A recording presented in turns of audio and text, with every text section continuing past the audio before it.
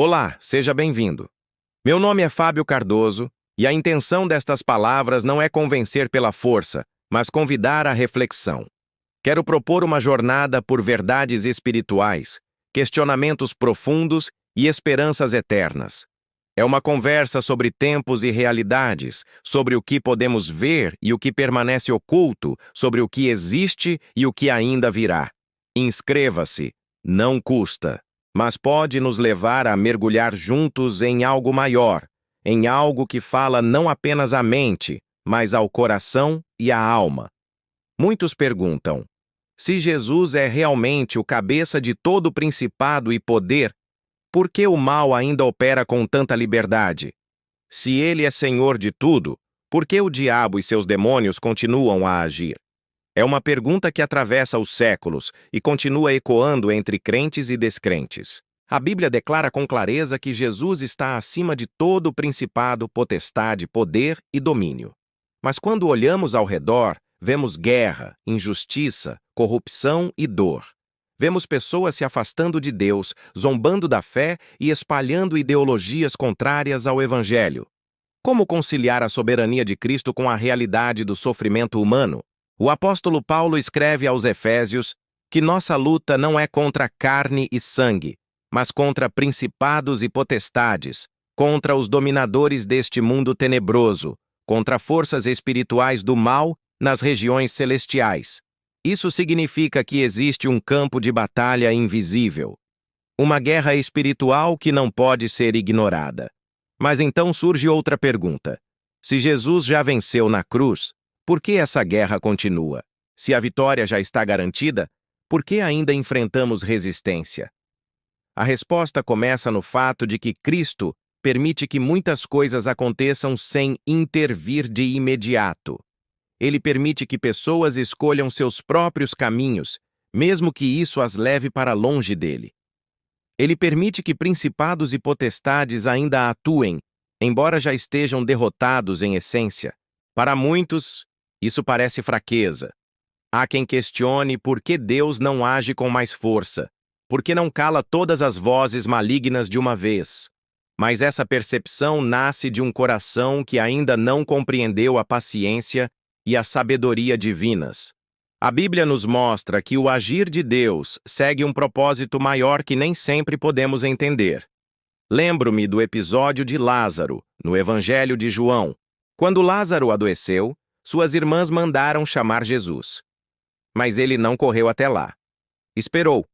Somente dias depois decidiu ir. E quando chegou, Lázaro já estava morto. Muitos poderiam acusar Jesus de demora ou descaso. Mas havia um propósito naquele aparente atraso.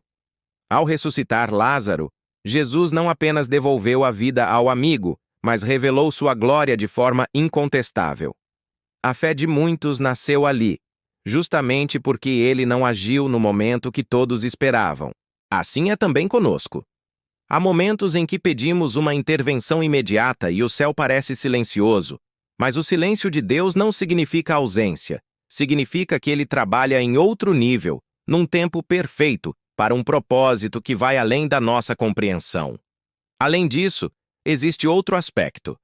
Cristo poderia revelar sua glória de forma tão avassaladora que ninguém poderia negar quem ele é. Poderia destruir instantaneamente todas as forças do mal. Mas ele não faz isso. Em vez disso, ele nos convida a participar de sua vitória. Ele nos chama para caminhar ao seu lado, para aprender a lutar batalhas espirituais, para amadurecer na fé.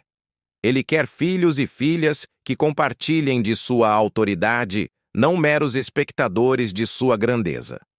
Por isso, não podemos viver de forma passiva, esperando que Deus faça tudo enquanto permanecemos imóveis. A ordem de Jesus foi clara: ide por todo o mundo e pregai o Evangelho a toda criatura. Ele nos deu o ministério da reconciliação. Somos chamados a levar luz onde há trevas, esperança onde há desespero, verdade onde há engano. Quando o mundo continua em rebelião contra Deus, isso não se deve à falta de poder em Cristo. Muitas vezes é resultado da negligência daqueles que afirmam segui-lo, mas não demonstram seu caráter nem proclamam sua palavra com fidelidade. E quando somos derrotados espiritualmente, isso não significa que Cristo falhou. Significa que precisamos aprender a exercer a autoridade que já nos foi dada. Assim como Israel, ao entrar na Terra Prometida, teve de enfrentar inimigos que Deus não removeu de imediato, também nós precisamos aprender a guerrear espiritualmente, confiando na força do Senhor. A verdade é que estamos assentados com Cristo nos lugares celestiais, como Paulo escreve aos Efésios. Isso significa que, espiritualmente, temos uma posição de vitória e autoridade. Mas a autoridade precisa ser exercida com fé, oração e obediência. Deus não quer filhos eternamente imaturos, sempre pedindo soluções imediatas, mas homens e mulheres fortes, capazes de enfrentar as trevas com a luz que receberam de Cristo. A vitória já foi conquistada na cruz. Quando Jesus declarou, "Está consumado", ele estava selando não apenas a salvação das nossas almas, mas a derrota definitiva de Satanás e de todo o principado maligno. No entanto, essa vitória precisa ser manifestada em nossa vida diária. É como uma semente que já contém em si toda a árvore, mas precisa de tempo para crescer e se tornar visível. Por isso, quando oramos, quando resistimos ao pecado, quando proclamamos a verdade, estamos manifestando a vitória de Cristo no tempo presente. Estamos trazendo para a realidade visível aquilo que já é verdadeiro no mundo espiritual. Essa perspectiva muda tudo. Não lutamos para ver quem vencerá no final. Lutamos sabendo que a vitória já é certa. Isso nos dá confiança e coragem, mesmo em meio às batalhas mais intensas. Cada ato de perdão, cada gesto de amor, cada resistência ao mal é uma proclamação silenciosa, porém poderosa, de que Jesus reina. E esse processo nos transforma, ensinando-nos dependência, moldando nosso caráter, fortalecendo nossa fé. Descobrimos que não somos fortes em nós mesmos, mas na graça daquele que nos sustenta. A igreja precisa entender isso. Precisa parar de viver como vítima e começar a agir como embaixadora do reino. Precisa parar de temer o inimigo e lembrar que ele já foi derrotado na cruz. Cristo é a cabeça de todo principado e poder. Isso não é apenas uma verdade teológica distante. É uma realidade prática que deve influenciar cada área da nossa vida. Quando oramos, não falamos a um Deus distante, mas ao Rei do Universo. Quando enfrentamos lutas espirituais, não estamos sozinhos.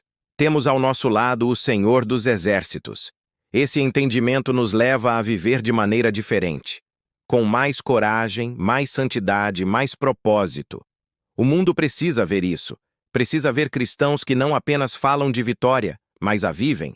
Que não apenas citam versículos, mas encarnam a verdade do Evangelho em suas escolhas e atitudes. Mesmo quando as trevas parecem avançar, sabemos que a vitória final pertence ao Senhor. Um dia, todo joelho se dobrará e toda língua confessará que Jesus Cristo é Senhor para a glória de Deus Pai. Até lá, seguimos proclamando, vivendo, amando, lutando, porque somos mais que vencedores por meio daquele que nos amou.